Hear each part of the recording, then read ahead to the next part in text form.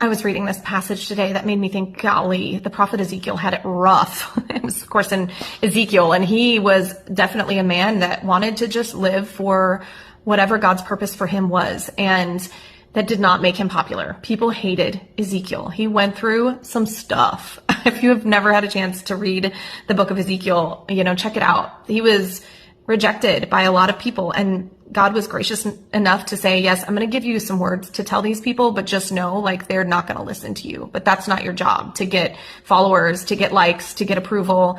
It's not going to happen. So just go in there mentally preparing for the fact that you will not be appreciated for what you're about to say.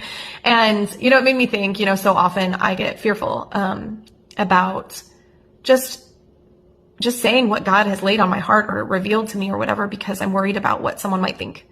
And, this is such a reminder, if it's not received, obviously you want to do it with grace and recognize that everyone's going to have their own journey, but it's not our job to convince, to persuade, to get people to see what we think is right, and what we believe to be true.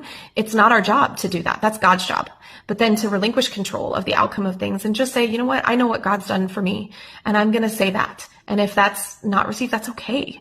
And then just knowing what Ezekiel went through and that was part of his journey is to not be accepted is a very comforting thing for me for some reason.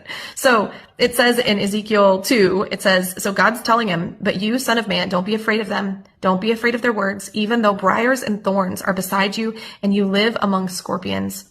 Don't be afraid of their words or discouraged by the look on their faces, for they are a rebellious house. Speak my words to them, whether they listen or refuse to listen. The reason God sent Ezekiel is because he was just trying to get a hold of the people that he loved. He's like, I miss you. I love you. You are my people. And so I'm going to try and send prophet after prophet to try and get your attention. And I know that y'all's hearts are hardened, but I have to at least try, because I'm a parent that loves my kids. And that's the heart of God's directive really to Ezekiel is, I know I'm probably not going to be heard. How many times, if you're a parent, you try and tell your teenager something and they're like, okay, mom, or okay, dad, but then it goes right over their heads and that's not heard in the moment. But you almost have to, as a parent, be like, I can't be a good parent unless I at least warn you about what could come. And so this is God's way of sending people and being like, I miss you. I want you back. But if you don't listen, that's okay. And Ezekiel, it's not your job to worry about whether they're listening or not. So whatever you're walking through, if you're struggling with a difficult relationship, family, friendship, whatever it is, just know your job is to stay faithful to the Lord, period. It's his job to do the rest.